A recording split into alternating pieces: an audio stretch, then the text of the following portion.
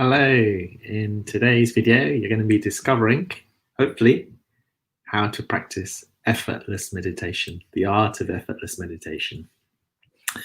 Well, what does it mean to practice meditation in an effortless way, and should we even practice it in an effortless way? Well, I would like to argue, yes, I think it's very important to practice meditation or mindfulness with a quality of effortlessness because we spend so much of our lives putting effort into everything that we do. And why do we put effort in? Because there's a space between where we are now and where we want to be. And in that gap between where we are and where we want to be, there's a sense of a goal, and there's a sense of you want to achieve something, and you need to make effort to go from where you are to where you want to be. And what I want to argue is that for mindfulness and meditation, we want to actually close that gap down completely, so it becomes like a namaste.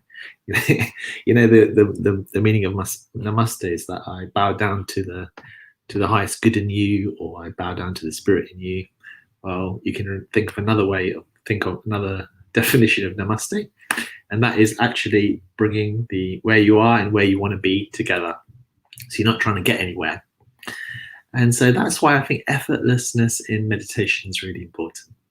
Secondly, you're putting effort in meditation because you are thinking that what's happening right now is not good enough.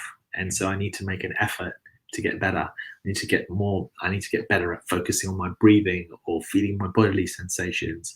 I need to stop my mind from wandering.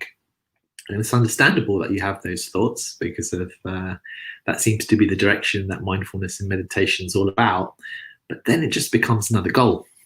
Like, your normal everyday life, you have a goal of, maybe having a good job, earning money, relationship stuff, health stuff. So you've got all these goals in your life. And then suddenly someone says, you know what, meditation and mindfulness are supposed to be good for you. Why don't you try that? And so you apply the same attitude, totally understandably, that you apply to your normal everyday life into your meditation practice. And so you start setting goals like, I want to be able to feel this many breaths. I want to be absolutely present. Or by the time I do my meditation, I'm going to feel very calm, very focused, and all my anxiety will be gone, and all my depression will be gone, and I'll be a wonderful person.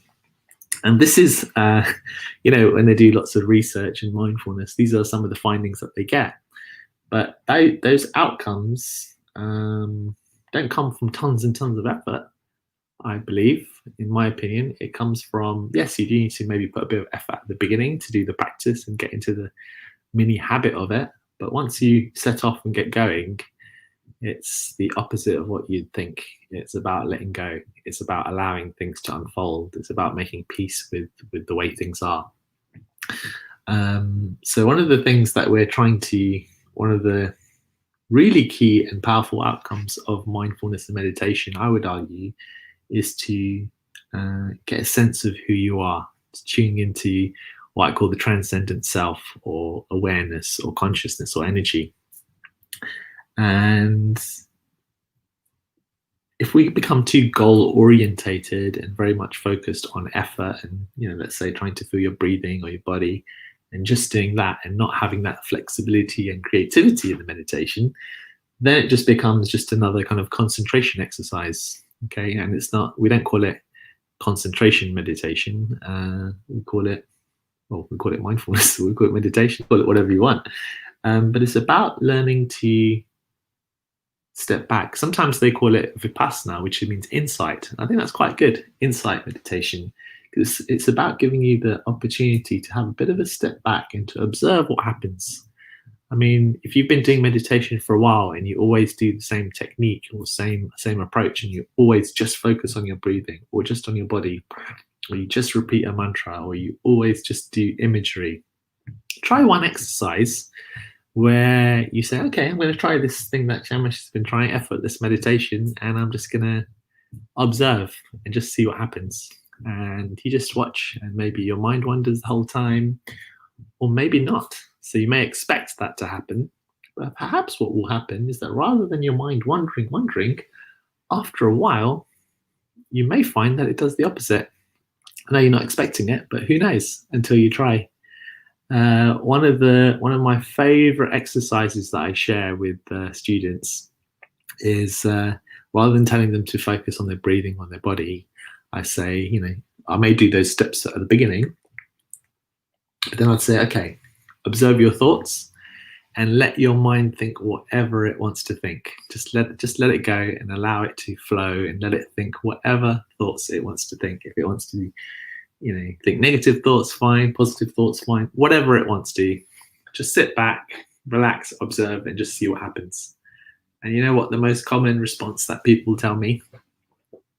I don't know if you've had that experience.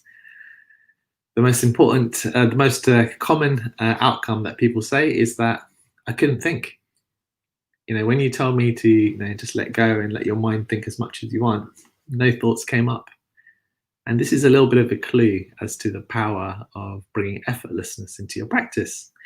When you stop trying to do something, the mind seems to do the opposite. When you try to say, okay, I'm going to be really focused on my breathing, I'm going to keep my mind really silent, I'm going to put loads of effort in, it seems the opposite happens, and the whole meditation becomes a battle and a fight between you and your breathing. Like, I'm gonna hold on to your breathing onto dear life.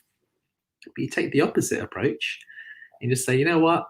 I'm just gonna try something radically different. I'm just gonna be with my breathing and my body, and I'm just gonna be with my mind. And if my mind wants to wander, that's absolutely fine. I'll just let myself watch the wandering mind, and if the breathing comes up and I'm able to focus and notice it, great. If not, that's fine too. And just having this much more easygoing approach. And you'd think that if someone's being very relaxed and chilled and not putting much effort into their meditation, then it wouldn't really work that well. But the opposite happens. And why is that? Because it's not you that's doing the meditation. Now this starts getting a bit more subtle. But we have, and I talked about this in yesterday's video, that you are not the doer. We have this idea that we are in charge or in control of everything, but we're not even in charge of our breathing. Think about it. All night you're breathing. Most of the day you're breathing, and you're not consciously controlling it at all. It's something that nature has provided the animal kingdom with lungs that naturally breathe. And in fact, even if you try to hold your breath, your body will not let you. It will suddenly explode into breathing, or it will even make you unconscious. So if you're being really stupid and really trying to hold your breath for too long, you'll probably faint, and that will be so that you stop being stupid and your body can breathe again. So it's amazing how powerful the body is, and how it has this amazing intelligence that we underestimate, I think, most of the time. So effortless is an important part of meditation and mindfulness. But the next question is, okay, how do I bring this effortlessness? How do I do it? We want to do everything, and even with effortlessness, there may be some questions like how you do it. Well, it's not something that you do, but I could give you a couple of little clues or ideas that you could try. And one of them, the first exercise I shared is observe your mind. Just let your mind wander as much as it wants in your meditation, and just watch it. And just do that a few times and just see what happens. And you'll find that there'll be some moments where you say, mind wander as much as you want, and it doesn't. Sometimes it does, but you can just observe it. So you're reducing effort there. Second one, and we did this in our daily mindfulness club today, is to actually notice how much effort am I putting in my meditation today. Just bring some awareness to it. Like, how much effort is it like 10 out of 10 effort? Am I putting 20% effort? Is there 5% effort there? And what would it be like to let go of that effort? What would it mean for me to reduce the effort completely? What effect would it have? So you can ask yourself, like, okay, let me reduce my effort completely and see what happens. So that's the second thing that you could try. And thirdly, if you don't do like kind of long meditations, you could just try little short ones, bringing this quality of effortlessness in. So for example, if you do a 1 minute meditation, just try for 1 minute to let things be as they are. So just allow them to unfold and just say, okay, I'm just going to practice effortless meditation. I'm not going to try and get anywhere. I'm not going to try to particularly focus on my breathing or my body. I'm just going to set a timer for a minute, and I'm just going to let things be as they are. So as I explained at the beginning of this video, this is where you are, this is where your goal is, like where you want to be with your meditation. So you can practice closing that gap completely. So where you are and where you want to be is the same place. And for that minute or two, just allow the experience to be as it is. So there's some different ideas that you can try out. Cool. Well, thanks a lot for watching this video. If you would like to join us daily for our half-an-hour guided meditation, then get in touch with me, and maybe you can join the Daily Mindfulness Club.